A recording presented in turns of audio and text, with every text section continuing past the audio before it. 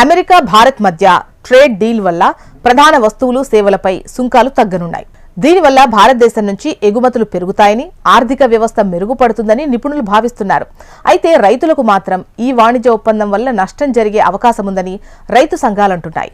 భారత వ్యవసాయాన్ని అమెరికా బహుళజాతి సంస్థలు పూర్తిగా అప్పగించడమే అమెరికా భారత్ ట్రేడ్ డీల్ అని ఆరోపిస్తున్నాయి. ఈ ట్రేడ్ ఒప్పందం వల్ల రైతులకు జరుగుతున్నటువంటి అన్యాయాన్ని వ్యతిరేకిస్తూ దేశవ్యాప్తంగా రైతు సంఘాలు బంద్కు పిలుపునిచ్చాయి. దేశవ్యాప్తంగా నిరసనలు చేపట్టాలని నిర్ణయం తీసుకున్నాయి. ఫిబ్రవరి 12న దేశవ్యాప్తంగా బంద్ చేపట్టనున్నట్టు ఆల్ ఇండియా కిసాన్ సభ, సంయుక్త కిసాన్ మోర్చా పిలుపునిచ్చాయి. ఆల్ ఇండియా కిసాన్ సభ నేత కృష్ణప్రసాద్ మాట్లాడుతూ అమెరికా భారత్ వాణిజ్య ఒప్పందం వల్ల రైతులతో పాటు పాడి రైతులు కూడా తీవ్రంగా నష్టపోతారని అన్నారు. ఎండిన డిస్టిలేర్ల ధాన్యాలు, పశుగ్రాసం కోసం ఎర్రజొన్న, సోయాబీన్ నూనె వంటి వస్తువులకు మార్కెట్ తెరవడం ద్వారా వ్యవసాయ రంగం, పాడి పరిశ్రమపై ఎఫెక్ట్ పడుతుంది అని స్పష్టం చేస్తున్నారు. అమెరికాతో పాటు యూరోపియన్ యూనియన్తో భారత్ చేసుకున్న ఒప్పందాలు దేశానికి ఉపయోగకరంగా లేవన్నారు. వారి సొంత ఆర్థిక ప్రయోజనాల కోసం ఇది జరిగాయని విమర్శించారు.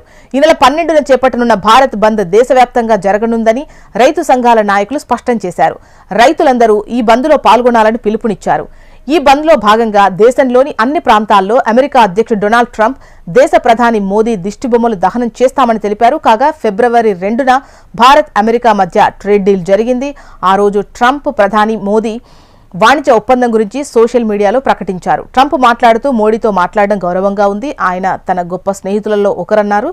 ఇక రష్యన్ చమురు కొనుగోలును ఆపడానికి అమెరికా లేదా వెనిజులా నుంచి చాలా ఎక్కువ కొనుగోలు చేయడానికి ప్రధాని మోదీ అంగీకరించారని ట్రంప్ అన్నారు.